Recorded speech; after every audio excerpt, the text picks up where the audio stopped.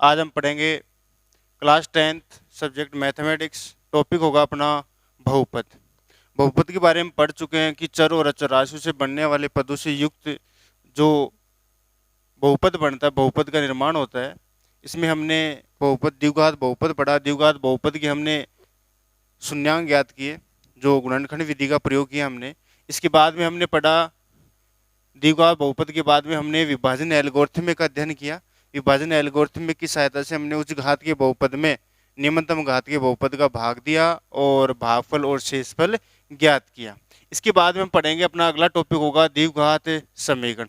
कल हमने द्विघात बहुपद के रूप में पढ़ा था हमने, आज हम द्विघात समीकरण के रूप में पढ़ते हैं।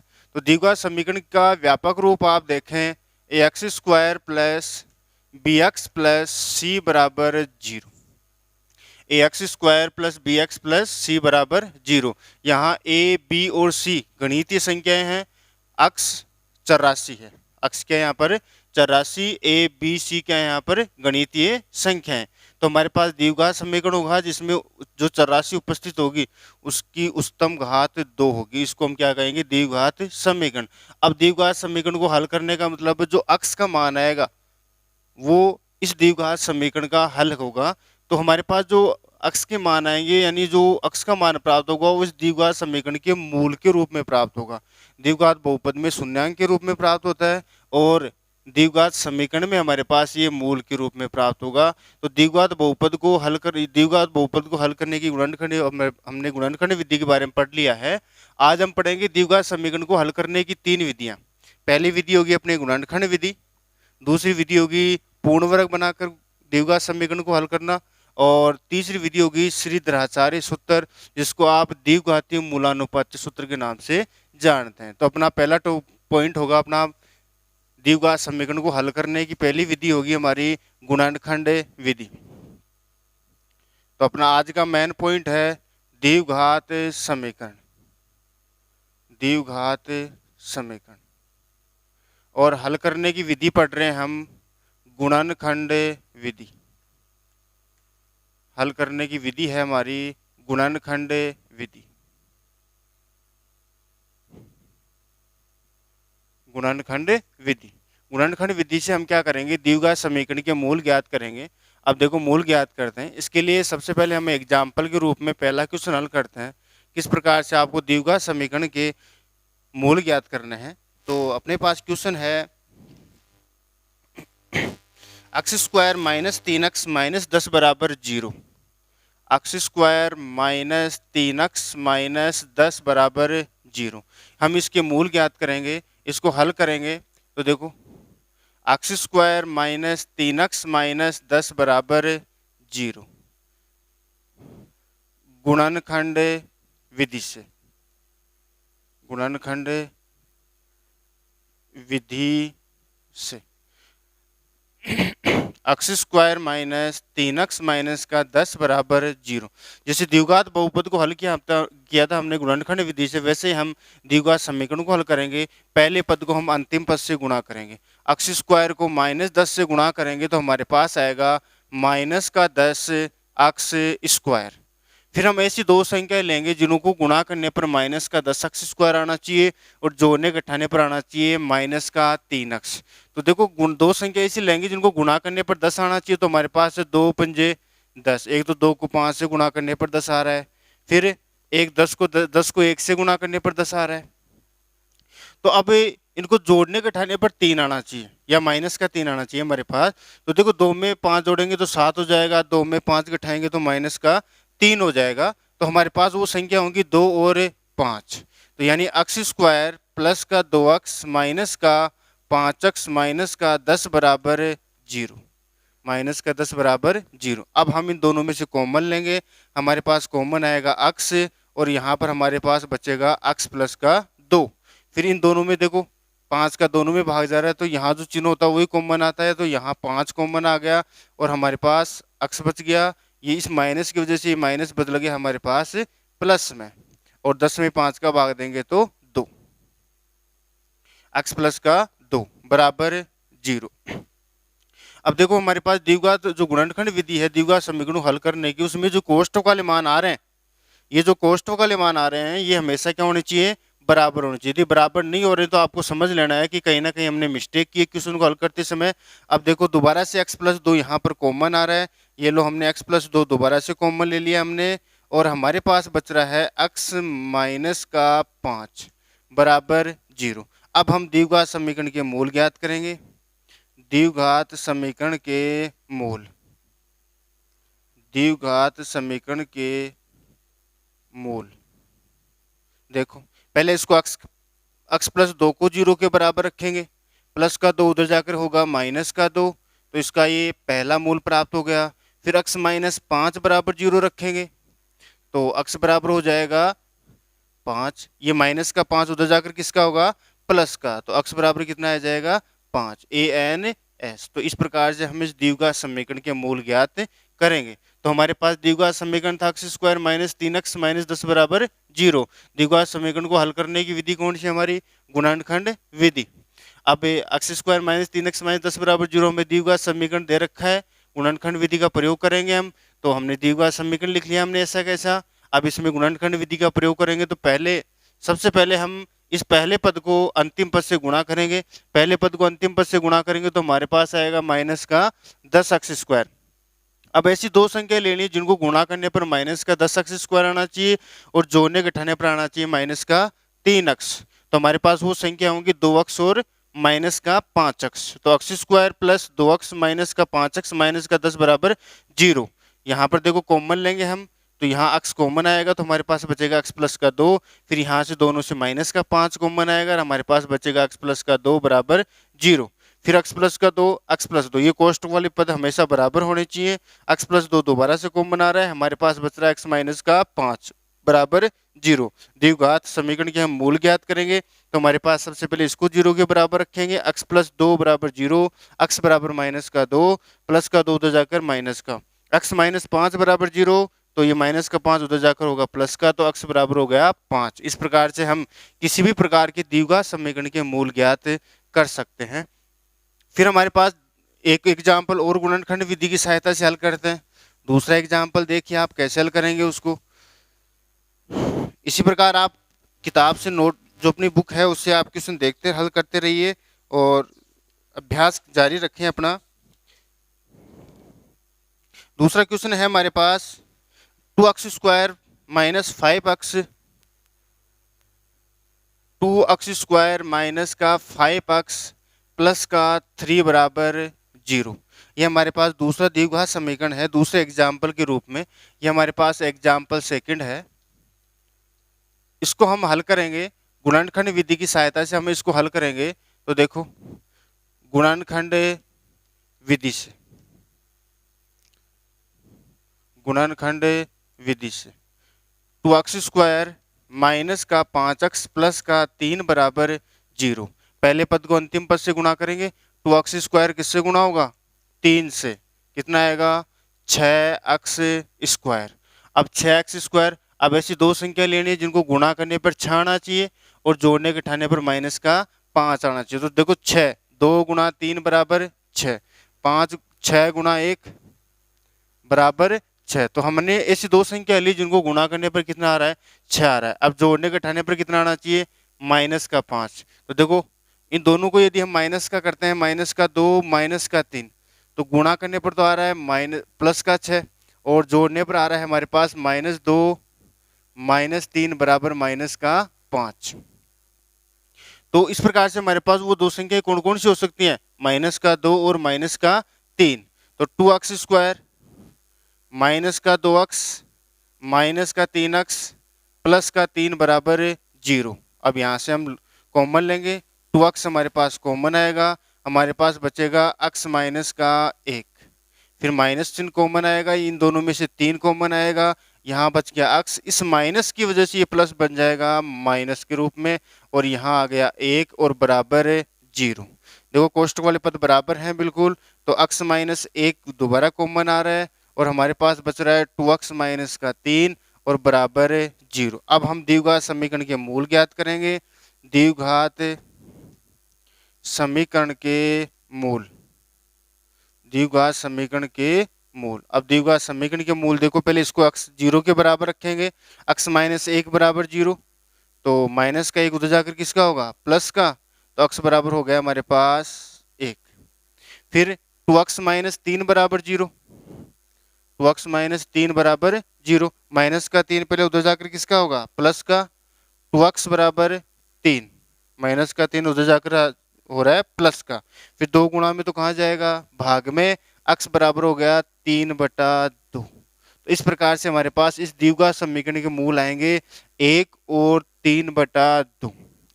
तो 2x² - 5x + 3 बराबर 0 गुणनखंड विधि से हल करेंगे। पहले पद को अंतिम पद से गुणा करेंगे, 2x² 3 से गुणा होगा 6x² हो गया।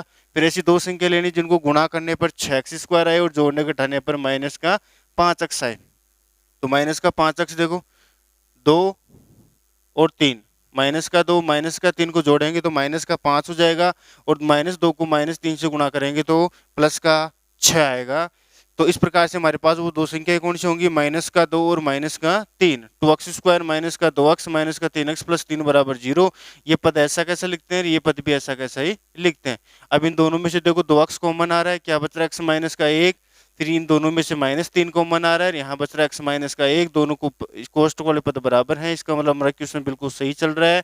फिर x माइनस 1 दोबारा से कॉमन आ रहा है, हमारे पास बच रहा है 2x - 3 बराबर 0। द्विघात समीकरण के मूल ज्ञात करेंगे, x - 1 बराबर 0, x बराबर 1, 2x - 3 बराबर 0, 2x बराबर, ये माइनस का 3 उधर जाकर प्लस का हो जाएगा।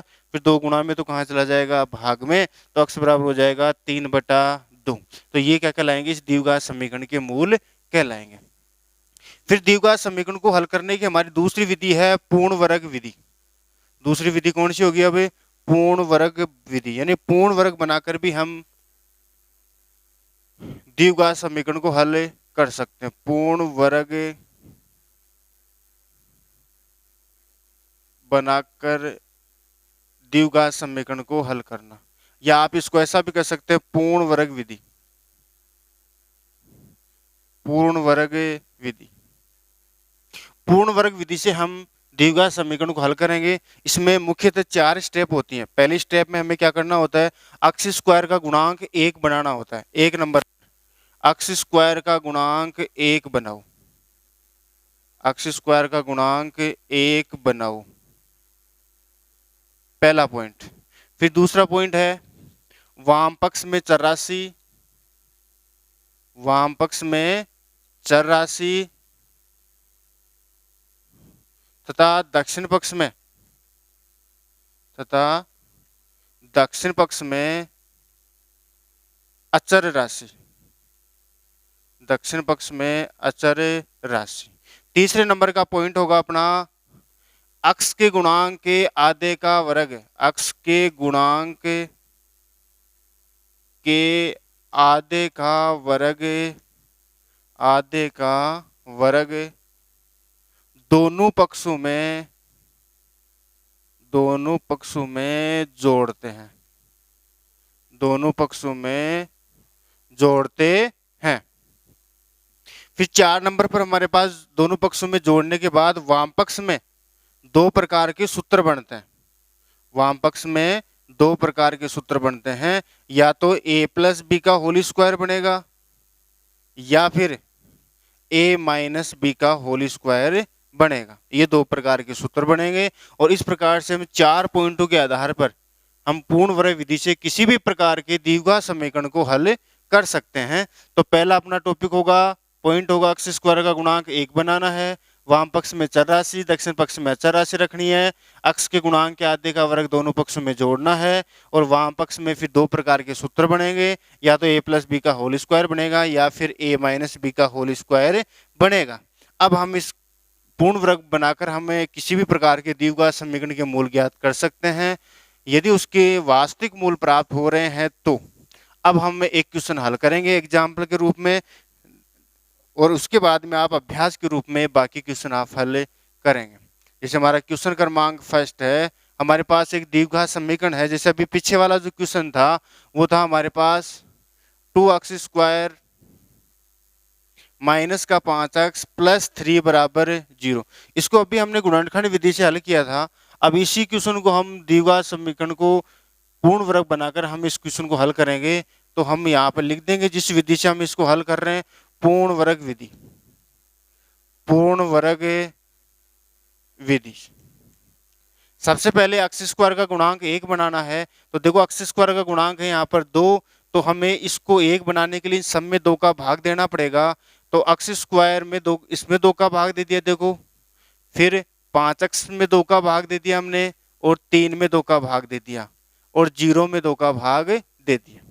अब देखो 2 से 2 कैंसिल हो गया, हमारे पास क्या बच गया, एक्स स्क्वायर। 5 में 2 का पूरा पूरा भाग जा नहीं रहा है, तो इसको ऐसा कैसा लिख देंगे, जिसमें भाग नहीं जा रहा है उसको आप ऐसा कैसा ही लिख देंगे। 3 में भी नहीं जा रहा है तो उसको भी आप ऐसा कैसा लिख देंगे। 0 में किसी भी संख्या का भाग दो 0 बार ही जाएगा। तो हमारे पास एक्स स्क्वायर का गुणांक 1 बनाने के बाद हमारे पास स्टेप होगी x square minus 5/2x plus 3/2 बराबर 0। X square minus 5/2x plus 3/2 बराबर 0। ये हमने नई स्टेप लिख ली है यहाँ पर।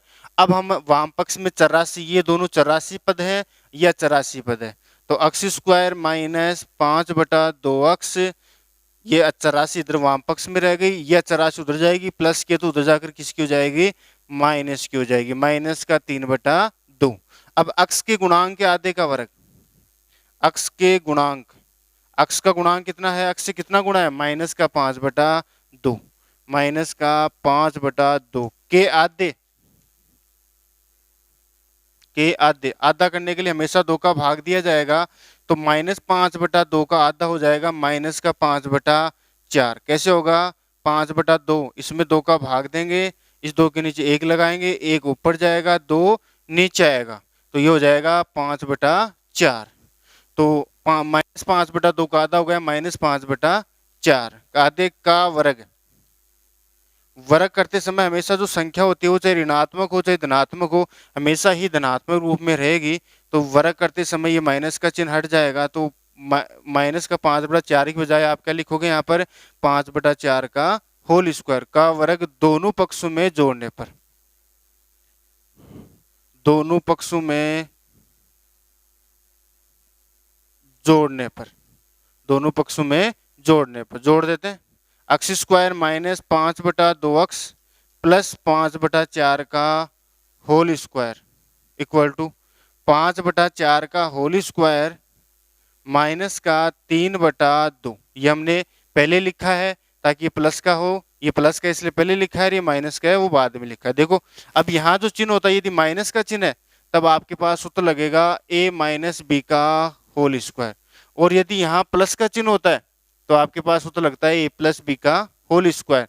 तो देखो यहाँ माइनस का चिन्ह, तो a का मान यहाँ अक्स है और b का मान है 5/4, अक्स माइनस 5/4 का होल स्क्वायर बराबर 5 का स्क्वायर 25, 4 का स्क्वायर 16, माइनस 3/2, माइनस 3/2। अब देखो वाम दक्षिण पक्ष को हल करेंगे हम, तो हमारे पास है 16 लघुत्तम आ गया, इसमें 16 में 16 का भाग देंगे एक बार, एक को 25 से गुणा करेंगे 25, माइनस 16 में हम 2 का भाग देंगे 8 बार, 8 को 3 से गुणा करेंगे 24, यानी हमारे पास आ गया 1/16, 1/16। अब देखो ये स्क्वायर इधर से उतर जाएगा, अंडर रूट में बदल जाएगा, यानी आप इसको ऐसा लिख सकते हैं x माइनस 5/4 का होल स्क्वायर बराबर 1/16। ये स्क्वायर इधर से उतर गया, अंडर रूट में बदल जाएगा, x माइनस 5/4 बराबर रूट 1/16, अंडर रूट 1/16।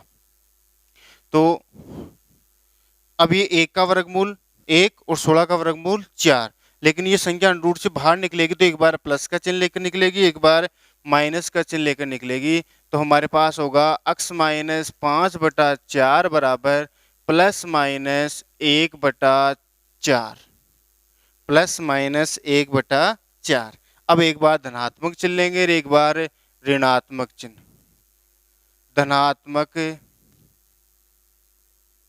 चिन्ह लेने पर, धनात्मक चिन्ह लेने पर, तो देखो x माइनस 5/4 बराबर 1/4। धनात्मक चिन्ह का मतलब 1/4 प्लस का लेना है और ऋणात्मक चिन्ह का मतलब होता है 1/4 माइनस का लेना होता है। तो x का मान ज्ञात करेंगे, माइनस का 5/4 उधर जाकर प्लस का होगा, x बराबर होगा 1/4 प्लस 5/4।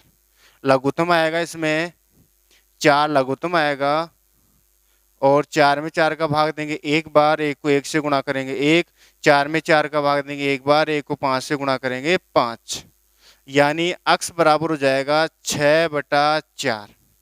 6/4, 3 दूनी 6 और 2 दूनी 4, यानी x बराबर हो जाएगा 3/2। x का मान आ गया हमारे पास एक, इसका पहला जो मूल है वो आ गया हमारे पास 3/2। अब हम क्या करेंगे, ऋणात्मक चिन्ह लेंगे।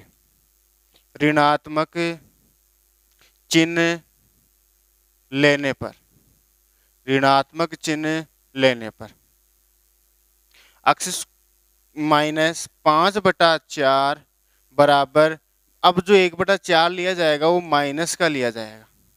1/4 किसका होगा, अब माइनस का होगा। अब ये उधर जाकर प्लस का होगा, तो x बराबर हो जाएगा 5/4 तो उधर जाकर प्लस का, और ये 1/4 माइनस का।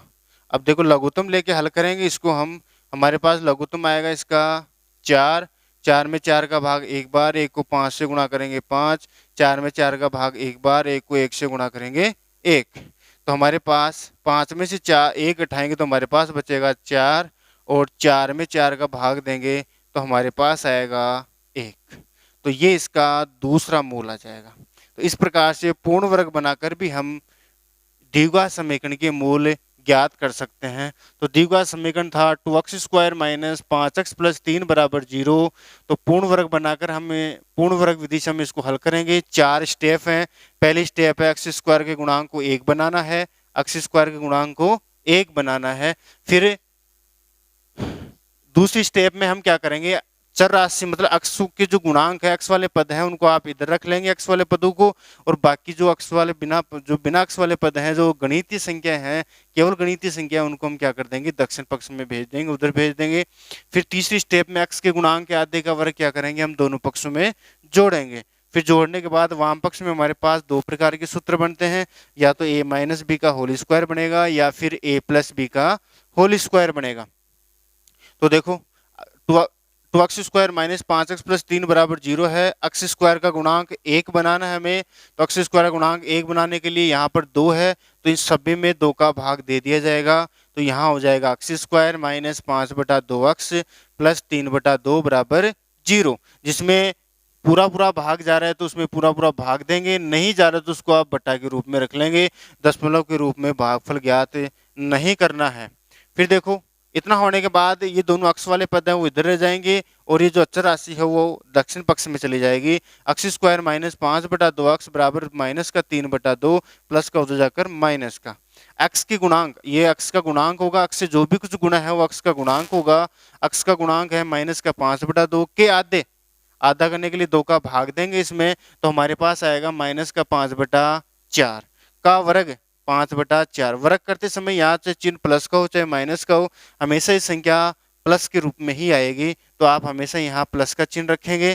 का वर्ग 5/4 का होल स्क्वायर दोनों पक्षों में जोड़ने पर, इधर भी जोड़ देंगे और इधर भी जोड़ देंगे, तो x² माइनस 5/2x प्लस 5/4 का होल स्क्वायर बराबर 5/4 का होल स्क्वायर माइनस 3/2। पहले प्लस की संख्या लिख दी, उसके बाद में माइनस की। अब देखो यहाँ माइनस का चिन्ह है तो a माइनस बी का होल स्क्वायर वाला सूत्र बनेगा, यदि प्लस होता तो a प्लस बी का होल स्क्वायर वाला सूत्र बनता। तो यहाँ माइनस है तो a का मान x है और b का मान 5/4 है। x माइनस 5/4 का होल स्क्वायर बराबर, ये 5 का स्क्वायर हो गया 25, 4 का स्क्वायर हो गया 16 माइनस 3/2। फिर देखो इधर दक्षिण पक्ष को हल करेंगे हम, 16 लघुत्तम आएगा, 16 में 16 का भाग देंगे एक बार, 1 को 25 से गुणा करेंगे 25, माइनस 16 में 2 का भाग देंगे 8 बार, 8 3 24, 25 में 24 गया 1/16, यानी हमारे पास हो गया x माइनस 5/4 का होल स्क्वायर बराबर 1/16। ये स्क्वायर इधर से तो जाएगा रूट में बदलेगा, x माइनस 5/4 बराबर हो जाएगा अंडर रूट 1/16। ये 1/16 बाहर निकलेगी, तो प्लस माइनस के रूप में निकलेगी, नहीं निकलती है तो भी प्लस माइनस के रूप में रहता है। जैसे √3 है, इसको आप प्लस माइनस √3 के रूप में लिख सकते हैं। लेकिन 1 का वर्गमूल 1 होता है और 16 का वर्गमूल होता है हमारे पास 4। तो x माइनस 5/4 बराबर हो गया प्लस माइनस 1/4। अब हम एक बार धनात्मक चिन्ह लेंगे और एक बार ऋणात्मक चिन्ह लेंगे। तो धनात्मक चिन्ह लेंगे तो धनात्मक चिन्ह का मतलब प्लस की संख्या लेंगे हम, तो प्लस का 1/4 लेंगे, तो x माइनस 5/4 फिर 1/4, माइनस 5/4 तो जाकर प्लस का होगा, लघुत्तम लेंगे, 4 लघुत्तम आएगा हमारे पास, यहाँ आएगा 1 + 5, 1 और 5 होता है 6, 6/4, और ये 2 का भाग ऊपर नीचे जा रहा है, 3 दूनी 6 और 2 दूनी 4, x बराबर हो गया 3/2। ये इसका पहला मूल कहलाएगा या पहला मूल प्राप्त होगा। फिर ऋणात्मक चिन्ह लेने पर, ऋणात्मक चिन्ह का मतलब 1/4 किसका लेना है, माइनस का लेना है। तो देखो x माइनस 5/4 बराबर माइनस का 1/4, ये उधर जाकर प्लस का होगा, पहले प्लस की लिखी है उसके बाद में हमने माइनस की लिखी है। फिर x बराबर हो गया 5 माइनस 1/4, 4 लघुत्तम आ गया, 4 में 4 का भाग एक बार, 1 को 5 से गुणा करेंगे 5 माइनस 1, और 5 में से 1 गया तो 4 और 4/4, यानी हमारे पास x बराबर आ गया 1। इस प्रकार से आप किसी भी प्रकार के द्विघात समीकरण को जिसके मूल वास्तविक और अलग अलग या बराबर भी प्राप्त होते हैं तो भी आप पूर्ण वर्ग बनाकर इस विधि से आप द्विघात समीकरण के मूल ज्ञात कर सकते हैं। तो आपको आज इस वीडियो में हमने 2 विधियां पढ़ी हैं द्विघात समीकरण को हल करने की, एक गुणनखंड विधि और एक पूर्ण वर्ग बनाकर द्विघात समीकरण को हल करने की विधि हमने पढ़ी है। दोनों पर हमने 2 या 3 एग्जाम्पल्स का अध्ययन किया हमने। आप इस प्रकार से जैसे पढ़ाया गया, जैसे बताया गया उस प्रकार से क्वेश्चन हल करें, अभ्यास करें, अपने अध्ययन को जारी रखें और